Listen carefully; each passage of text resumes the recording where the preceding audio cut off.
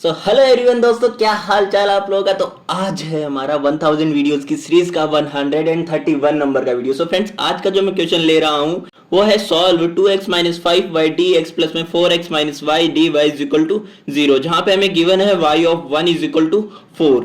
अब यहाँ पे फर्स्ट ऑफ ऑल तो मैं हर बार की तरह जो सदियों से एक बात बोलता आ रहा हूं वही बात रिपीट करूंगा कि 2x minus 5y and 4x minus Y जो है यहां से मुझे कंस्ट्रक्ट करना है या तो dx बाई डी वाई या फिर dy बाई डी एक्स। हमें इन दोनों में से कोई भी एक चीज जो हमें इजीली मिल रही है वो हमें कंस्ट्रक्ट करनी है। Okay, so first of all मैंने 2x minus 5y dx equal to minus of 4x minus y d y यहाँ पे RHS में ले गया मैं टर्म को, तो मेरे पास dy बाई dx मेरे पास आ गया है minus of 2x minus 5y divided by 4x minus y. अब जैसा कि मैं यहाँ से देख पा रहा हूँ कि ये इक्वेशन में ऊपर भी मेरे पास एक ही वेरिएबल है, नीचे भी मेरे पास एक ही वेरिएबल है। इट मीन्स यहाँ से मैं ये कंक्लूजन निकाल सकता हूँ कि ये एक होमोजीनियस इक्वेशन है। ये होमोजीनियस इक्वेशन है, ये चीज मैंने कैसे कंक्लूड करी है ये चीज भी आपको बता दूं कि अगर हमारे पास में कोई एक फंक्शन है, उस फंक्शन में आप x की जगह पे tx को रिप्लेस कर दे एंड y की जगह पे ty को रिप्लेस कर दें और उसके बाद में t की पावर n बाहर निकल के आ जाता है और इस तरह से निकल के आता है कि जो f ऑफ एक्स वाई था वही हमें वापस मिल जाता है। क्या कहा मैंने कि हमारा जो f ऑफ एक्स वाई है, यहाँ f ऑफ एक्स वाई है minus of 2x minus 5y divided by 4x minus y. x की जगह पे tx रिप्लेस करना है, y की जगह पे ty रिप्लेस करना है। तो x की जगह पे tx रिप्लेस किया, y की जगह पे ty रिप्लेस किया, पर देखता हूं तो यहाँ पे t जो है मेरा कैंसिल आउट हो जाएगा बाहर निकल के। तो मेरे पास फाइनली वही इक्वेशन आ गई, f ऑफ एक्स वाई वही फंक्शन मिल गया जहां से हमने स्टार्ट किया था। और बाहर हम अगर t की फॉर्म में कुछ लिखना चाहे तो t की पावर 0 लिख सकते हैं इसको, ठीक है। इट मीन्स ये होती थी homogeneous equation of nth order. तो अगर मैं इसके लिए बात करूं तो ये हो गई हमारे पास homogeneous equation of 0th order.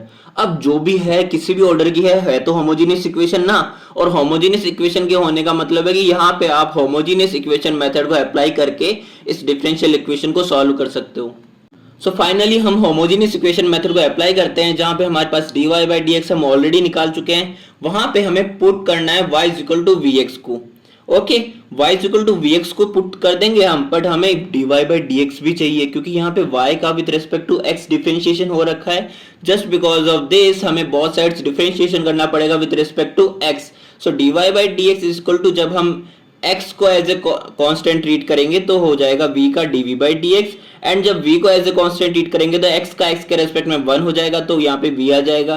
तो मेरे पास dy बाई डी एक्स की वैल्यू आ जाएगी v plus x dv by d x, and यहाँ से y is equal to v x हमें यहाँ रख देना है। तो जब y is equal to v x आप रखेंगे तो आपके पास में यहाँ से x अगेन कैंसिल आउट हो जाएगा, एंड जो मेरे पास v है वो v मेरे पास RHS में जाएगा। तो मेरे पास में देखो क्या मिलेगा है मुझे RHS से, यहाँ से जब मैं एलसीएम ले लूंगा तो मेरे पास, और ये माइनस को अंदर मल्टीप्लाई कर दूंगा तो मेरे पास आएगा -2 plus 5v and minus of 4v plus में v स्क्वायर। तो यहाँ से मेरे पास में आ जाएगा प्लस का v -2 एंड v स्क्वायर। ये मेरे पास एक क्वाड्रेटिक इक्वेशन मिल चुकी है मुझे, ठीक है। अब मुझे इस क्वाड्रेटिक इक्वेशन के फैक्टर्स करने हैं, तो मैं फैक्टर्स इसको इस तरह से कर सकता हूँ कि जो हमारा v है इसको हम दो पार्ट्स में इस तरह से डिवाइड करें, दो पार्ट्स में इस तरह से इसके टुकड़े करें कि यहाँ पे उन दोनों का मल्टीप्लाई जो है इन दोनों के मल्टीप्लिकेशन के इक्वल हो, यानी कि 2v multiply by minus v क्या आएगा, माइनस का 2v स्क्वायर।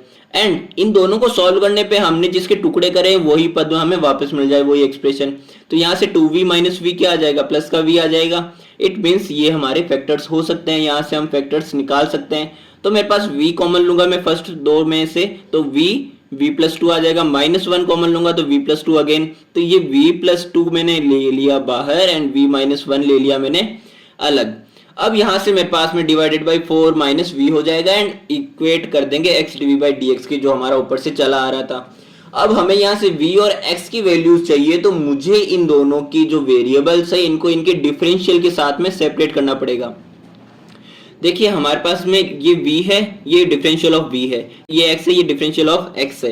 तो मैंने जो हमारा v वाला टर्म था इन v वाले टर्म्स को RHS में LHS में ले गया एंड x का जो टर्म था उनको RHS में ले आया। तो यहाँ से मेरे पास में dx अपॉन में x हो जाएगा एंड ये मेरा इस साइड चला जाएगा एंड dv हो जाएगा। अब हमें इन दोनों के वैल्यूज चाहिए, तो हमें बोथ साइड्स क्या करना पड़ेगा, इंटीग्रेशन करना पड़ेगा।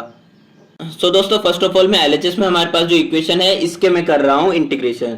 तो यहाँ पे इंटीग्रेशन करने के लिए मुझे पार्शियल फ्रैक्शन मेथड का हेल्प लेना पड़ेगा। तो इंटीग्रेशन करने के लिए हमें यहाँ पे पार्शियल फ्रैक्शन मेथड को अप्लाई करना पड़ेगा। सो यहाँ हमारे पास फंक्शन है v-4 divided by v+2 and v-1 को v के रेस्पेक्ट में इंटीग्रेट करना है। ठीक है, माइनस बाहर रहेगा हमारा एज इट इज।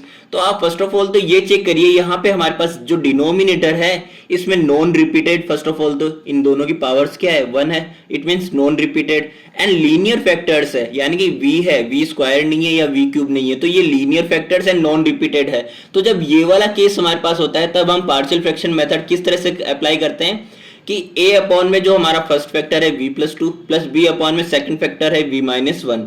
अब यहां से आपको इंटीग्रेट तो करना है, बाद में पहले a एंड b की वैल्यूज डिटरमाइन करनी है।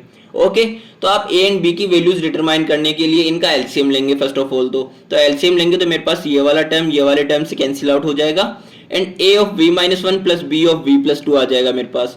अब यहाँ से a एंड b की वैल्यूज को आपको इस तरह से डिटरमाइन करना है कि देखिए यहाँ पे जब मैं a की वैल्यू निकालना चाहूंगा ना तो मेरे को b के टर्म को 0 बनाना पड़ेगा, यानी कि अगर मैं v -2 रखूं, v रखूं तो ये टर्म मेरा 0 बन जाएगा, पर ये टर्म मेरा 0 नहीं बनेगा। इट मींस यहां से मैं a की वैल्यूज को निकाल सकता हूं।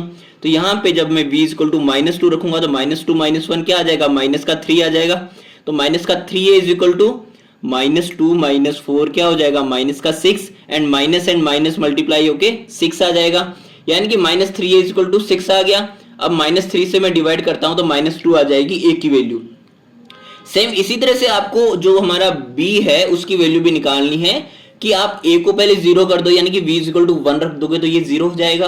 तो v 1 रखा तो यहाँ पे मेरे पास क्या आ गया, -3, यानी कि -3 मेरा बाहर मल्टीप्लाई हुआ तो 3 आ गया। एंड यहाँ पे मैंने जब 1 रखा तो यहाँ पे आ गया 3b, यानी कि 3 से 3 मेरा कैंसिल आउट हो गया, तो मेरे पास b की वैल्यू क्या निकल के आ गई, 1 निकल के आ गई।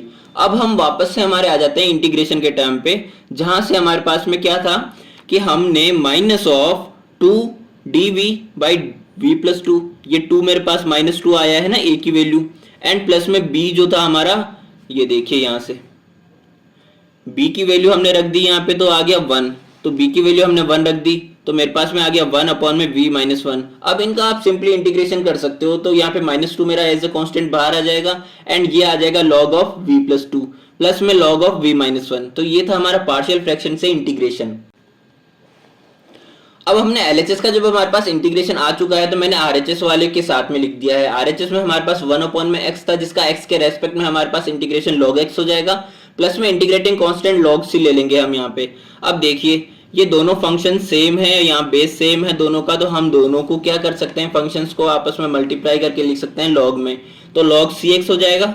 एंड हमने लॉगरिदम की जो पावर प्रॉपर्टी पढ़ी थी, इससे जो ये पावर है इसकी पावर में ले जाता हूं तो log ऑफ v+2 का होल स्क्वायर हो जाएगा, प्लस log ऑफ v-1 है। सो यहां से मैंने log of v-1 divided by v+2 का होल स्क्वायर लिख दिया है is equal to log of cx। अब दोनों साइड से मैंने लॉगरिदम को कैंसिल आउट कर दिया फंक्शन को, तो हमारे पास रिमेनिंग रह जाएगा v-2 डिवाइडेड बाय v+2 का square is equal to cx। अब यहाँ पे हमने जो v की वैल्यू कंसीडर की थी वही v की वैल्यू इसको लौटा देनी है, तो v is equal to y upon में x रख देना है। y अपॉन में x हमने रखा तो मेरे पास जो फाइनली सिंप्लीफाई करने पे इक्वेशन मुझे मिली है वो मिली है y minus x multiplication x divided by 2x plus y का square is equal to cx। यहाँ पे x से x कैंसिल आउट हो जाएगा तो मेरे पास c की वैल्यू आएगी y minus x divided by y plus 2x का स्क्वायर। अब यहाँ पे हमने क्वेश्चन को अप्लाई करना है। क्वेश्चन में हमें गिवन था y ऑफ 1 की वैल्यू हमारे पास 4 है, यानी कि जब हम x की वैल्यू 1 रखेंगे तो y की वैल्यू क्या आएगी, 4 आएगी। तो x equal to 1 y equal to 4 हमें रखना है ताकि हम c की वैल्यू डिटरमाइन कर सकें। तो यहाँ पे जब हमने y इक्वल टू 4 रखा एंड x इक्वल टू 1 रखा तो मेरे पास c की वैल्यू आई है 1/12। अब 1/12 को मुझे इसमें रख देना है जो हमारा आंसर आया है, डिफरेंशियल इक्वेशन का जो सॉल्यूशन आया है। तो यहाँ पे हमने जब c की वैल्यू रखी है तो मेरे पास में y minus x divided by y plus 2x का स्क्वायर इज इक्वल टू 1/12 के इक्वल हो गया, जहां से मेरे पास फाइनली हमारा जो डिफरेंशियल इक्वेशन का सॉल्यूशन निकल के आया है वो है 2x प्लस वाई का square is equal to 12y minus x, जो है हमारा आज का सॉल्यूशन। मिलते हैं हमारे नेक्स्ट वीडियो में।